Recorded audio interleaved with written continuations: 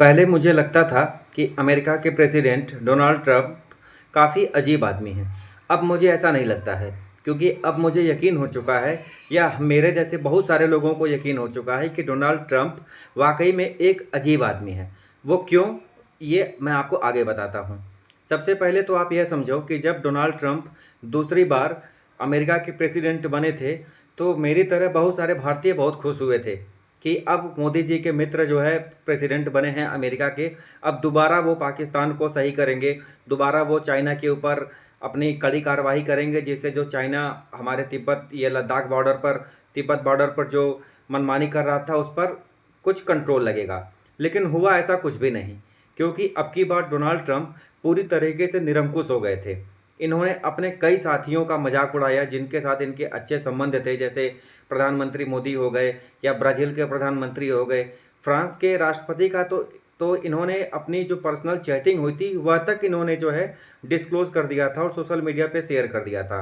अभी हालिया बयान जो नाटो का आया हुआ है, जिसमें Donald Trump straight of Hormuz पर नाटो देशों का सपोर्ट मांग रहे थे कि यह भी ईरान के खिलाफ कार्रवाई करें।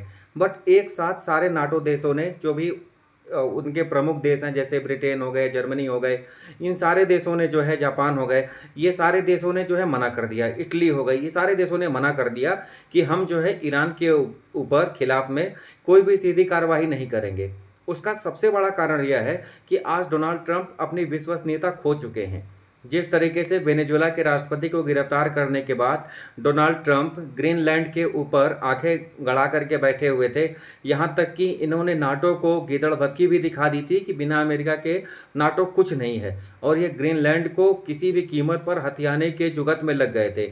जिस तरीके से इन्होंने अपनी दादागिरी नाटो के देशों के प्रति दिखाई थी, उससे नाटो के देशों की आंखें जो है खुल गई हैं। यही कारण है कि यह शायद पहली बार है कि जब नाटो के देशों ने साफ-साफ मना कर दिया कि वह अमेरिका के साथ नहीं लड़ाई में उतरेंगे और अमेरिका इस लड़ाई को अपने स्तर पर ही जारी रखे।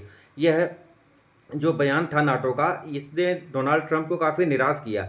आज एक न्यूज़ चैनल्स में मैंने इनका वीडियो भी देखा डोनाल्ड ट्रंप का, जिसमें ये कह रहे थे कि हम अपने सहयोगियों के ऊपर, नाटो के ऊपर बहुत सारा खर्च करते हैं, बदले में उनको सुरक्षा देते हैं, लेकिन नाटो को जब आज अमेरिका को नाटो की ज़रूरत है, तो नाटो के देशों ने साफ-साफ मना कर दिया, और यह नाटो के लिए अच्छा नहीं है। बाकी अब तो नाटो का और अमेरिका का जो भी रिलेशन रहा हो, मेरे हिसाब से नाटो ने सही किया, क्योंकि ईरान के ऊपर अमेरिका की एक थोपी हुई लड़ाई है। ईरान के पास ऐसे कोई भी परमाणु हथियार नहीं थे जिससे मानवता को कोई खतरा था।